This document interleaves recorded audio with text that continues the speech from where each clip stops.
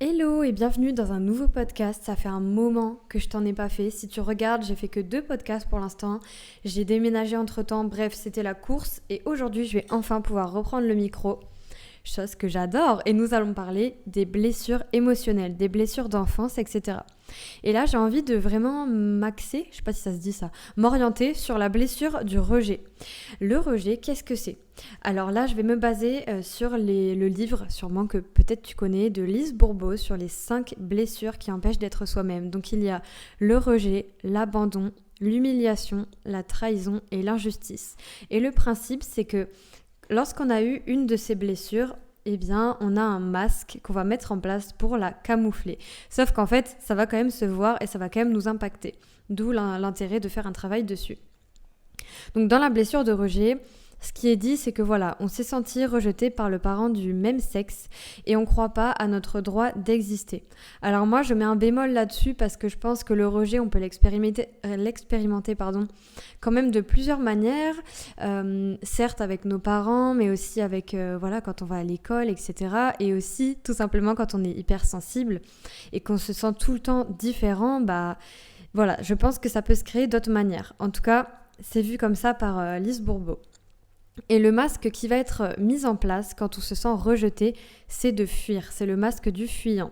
Donc je vais te dire quelques attitudes et comportements qu'on peut avoir quand on a la blessure du rejet et que notre masque s'active.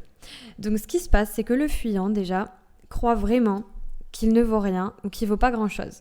Donc quand tu as été beaucoup rejeté et que tu as ton masque de fuyant activé, tu peux être constamment insatisfait de ce que tu es. Tu peux te considérer comme nul, comme n'ayant pas de valeur.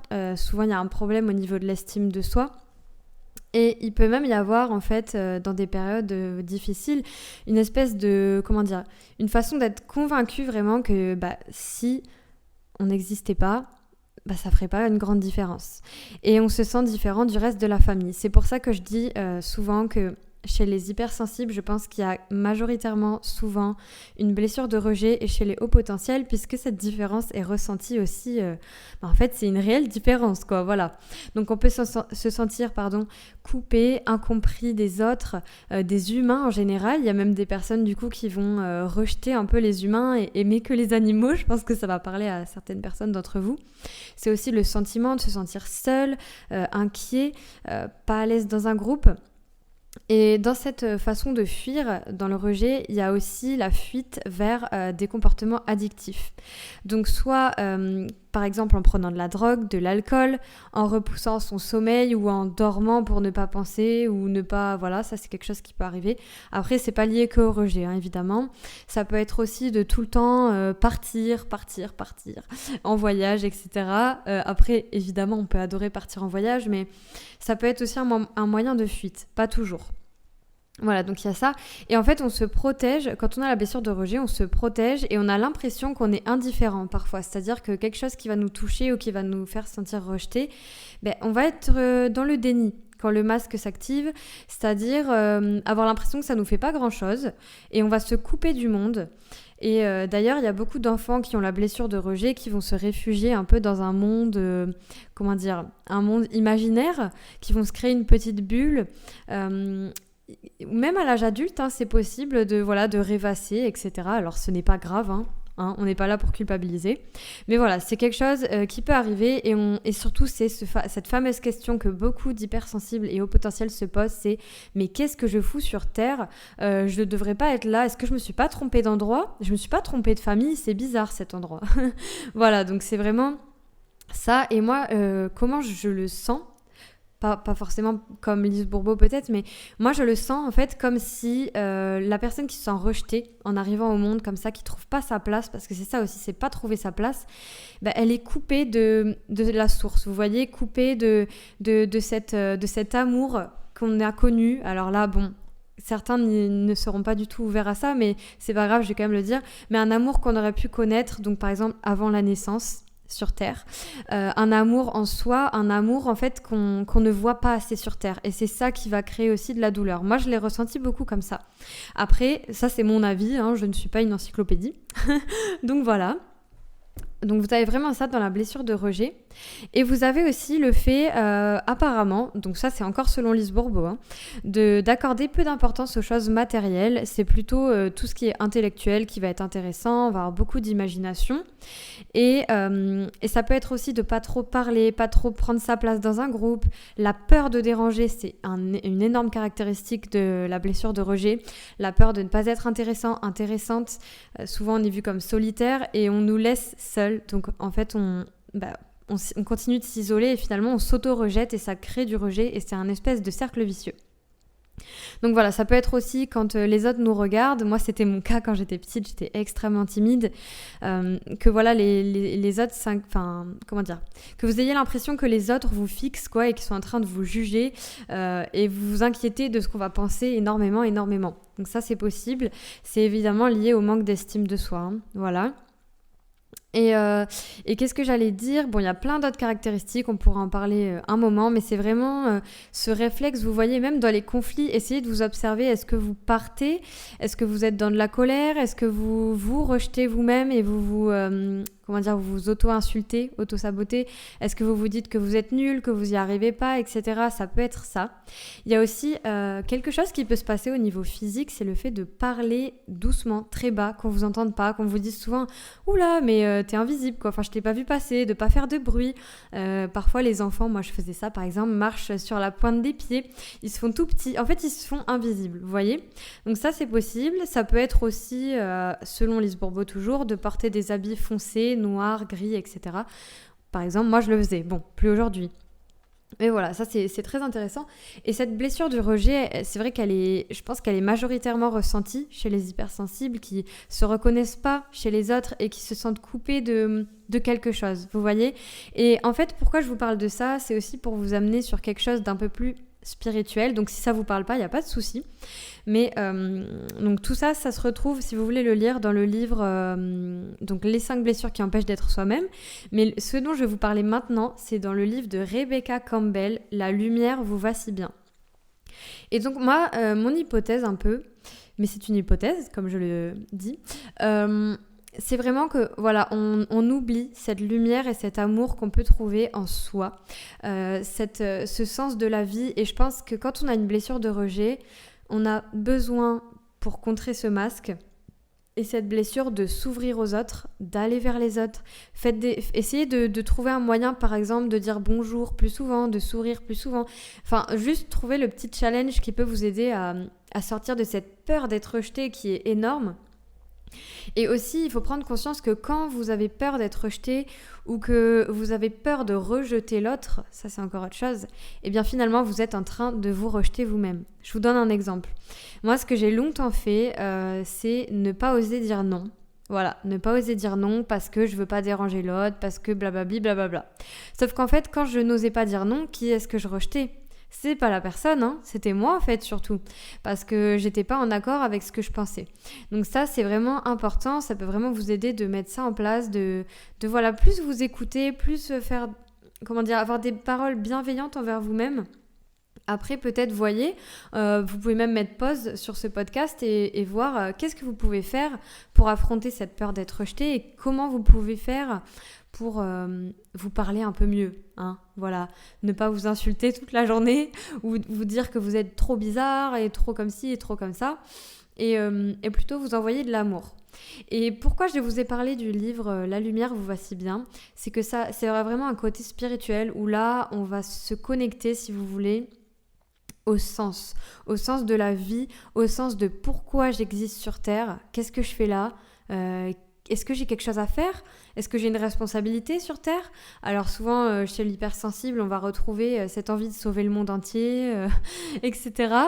Et effectivement, eh bien, c'est un peu une réalité, c'est que les hypersensibles et les hyperempathes souvent aident les autres. Alors évidemment, il faut poser des limites, sinon en fait vous vous faites absorber tout le temps votre énergie par les autres. Mais c'est vraiment finalement cette tendance naturelle qui pour moi finalement peut être un sens à l'existence, d'aider les autres tout en s'aidant soi. Donc toujours ça, plus important, penser à soi, se reposer. J'ai bien pris la leçon pendant ma retraite de yoga, je vous le dis, parce que je me repose pas assez. Donc voilà, vraiment se reposer. Et voilà, un potentiel sens comme je vous disais, ça va être d'aider. Et finalement, regardez autour de vous. Est-ce que par hasard, vous n'êtes pas le pilier souvent? Le pilier de vos amis, le pilier, la personne qui apporte de la joie, la personne qui règle les conflits dans la famille, la personne qui apaise les choses. Voilà, essayez d'observer ça et vous pouvez vous demander effectivement, est-ce que vous n'êtes pas une lumière pour les autres? Est-ce que parfois ça vous arrive d'aider des personnes naturellement et de même parfois peut-être de changer la vie des personnes en leur disant quelque chose? Alors pas forcément si vous n'êtes pas encore dans cette vibe, mais si vous vous reconnaissez un peu là-dedans, je vous conseille de regarder un peu tout ce qui est autour des light workers, artisans de lumière, etc. Alors moi je mets toujours un gros bémol de toujours garder du discernement dans tout ce qui est spirituel parce qu'évidemment il y a des dérives, voilà, c'est pas nouveau. Mais vous voyez, je voudrais vous reconnecter un peu à ce... Oui, vous avez une raison d'être là, en fait. Et vous le savez au fond de vous, je suis sûre. Et je pense même parfois que vous abaissez votre lumière, vous abaissez votre... comment dire ? Tout ce qui est bon, ce qui fait du bien, tout ça, et que vous voyez que les autres, ça les gêne, ben ça, vous le gardez en vous et vous l'étouffez. Et en fait, pour pas déranger, etc. Encore une fois. Et en fait, ça, c'est quelque chose de précieux que vous avez. Il faut vraiment que vous vous en serviez, du moins si ça vous parle, que ce soit pour vous, pour les autres, etc. Et vous voyez, vous avez cette capacité en vous, voilà, à éclairer. Et du coup d'ailleurs ça rejoint un autre sujet, c'est que comme vous êtes une lumière, un phare, quelque chose qui se repère, et bien forcément vous attirez aussi évidemment sans le vouloir des personnes qui vont vouloir puiser dans cette lumière, puiser dans votre énergie, dont les pervers narcissiques, les personnes à comportement toxique, rabaissant, etc. C'est possible aussi que vous sentiez de la jalousie de la part des autres quand vous réussissez, quand vous faites quelque chose. Ça arrive beaucoup au potentiel d'ailleurs. Quand, je sais pas, ils parlent d'un sujet et puis, en fait, ils se sont habitués à s'éteindre, vous voyez, à s'éteindre pour pas gêner. Sauf que j'ai envie de dire, mais ça, j'adore cette question, pourquoi est-ce qu'on serait obligé d'éteindre la lumière des autres pour briller ? Ce n'est pas nécessaire en fait. Donc vous avez très bien le droit de briller et si la personne à côté, ça la gêne que vous brillez, elle n'a qu'à développer sa propre lumière. Désolée, mais soyons cash, vous n'allez pas vous abaisser tout le temps pour ces personnes parce que quand vous vous abaissez, votre lumière, que vous vous éteignez, que vous fanez comme ça, vous devez le sentir, en fait c'est vous que vous rejetez. Donc voilà, j'avais vraiment envie de vous partager un peu ces mots-là qui m'ont fait du bien. Et je vous recommande vraiment cette lecture, La lumière vous va si bien. Je l'ai trouvé magnifique ce livre. J'ai toujours pas fini et j'ai déjà eu les larmes aux yeux 40 fois. Bon, j'exagère un peu. Mais voilà, il est vraiment beau et il reconnecte un peu à ce sens, à ce... Vous savez, ce truc qui nous dépasse, qu'on ne peut pas expliquer, alors on peut appeler ça Dieu, l'univers, comme on veut, voilà. Mais cette chose qui nous dépasse, qui est plus forte que nous, cette connexion à la nature, ce sentiment justement où vous êtes à votre place et c'est juste. Et oui, vous avez votre place sur la Terre. Et regardez un peu le nombre de personnes que vous avez pu aider. Regardez un petit peu... Voilà ce que vous pouvez apporter au monde, mais sans évidemment basculer dans le syndrome du sauveur, ça on en reparlera. Mais voilà, la priorité c'est de prendre soin de vous, parce que si vous êtes vraiment dans le mode sauveur tout le temps, vous allez faire de l'hyper-empathie H24, et en fait c'est là que d'ailleurs souvent vous tombez sur des personnes un peu vampirisantes sur votre énergie. Donc voilà, vous pouvez pas sauver le monde entier. Après, vous pouvez quand même faire beaucoup de choses à votre niveau, même dans votre entourage. Vous savez, quand vous-même, vous décidez de vous aimer, de poursuivre ce que vous aimez faire, d'aller sur votre voie, de projeter votre lumière sur le monde plutôt que l'éteindre, vous allez inspirer votre entourage, vous allez inspirer vos amis, peut-être vos parents s'ils sont encore là, peut-être vos grands-parents, bref, j'en sais rien, n'importe qui, les gens de votre ville.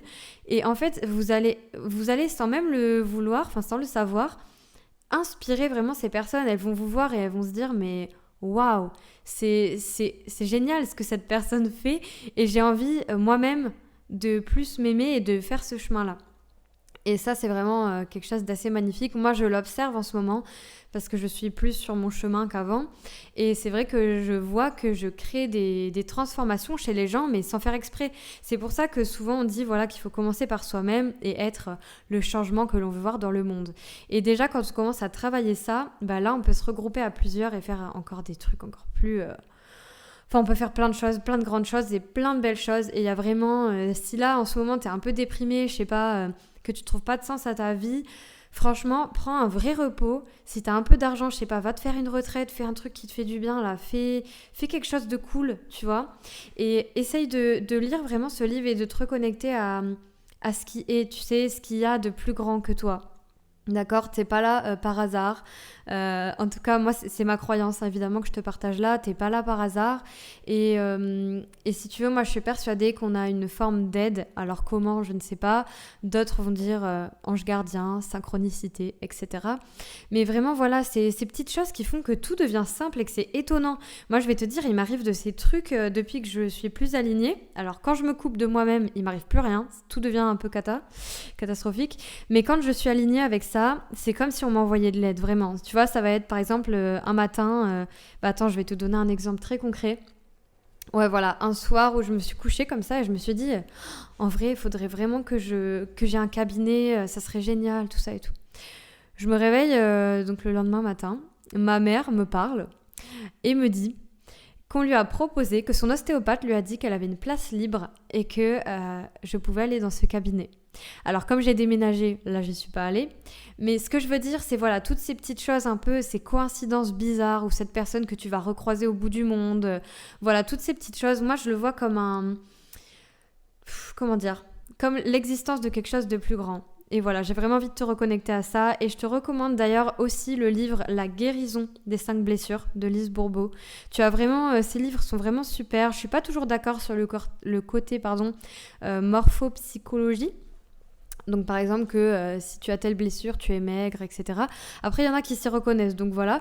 Mais en tout cas, c'est très très passionnant. Et voilà, j'espère que ce podcast t'aura plu, qui t'aura éclairé. Peut-être que ça aura fait émerger des choses chez toi. N'hésite pas à me le dire en commentaire, à noter le podcast 5 sur 5 si jamais il te plaît, à le partager peut-être à tes amis ou à tes connaissances d'ailleurs, parce qu'on n'a pas toujours des amis, surtout quand on a la blessure du rejet. Hein, parce que bon... on s'auto un peu rejette. Et donc vraiment, commence par toi, commence par t'accueillir. Et voilà, tu me diras comment ça se passe pour toi. Et je te dis à bientôt pour un prochain podcast.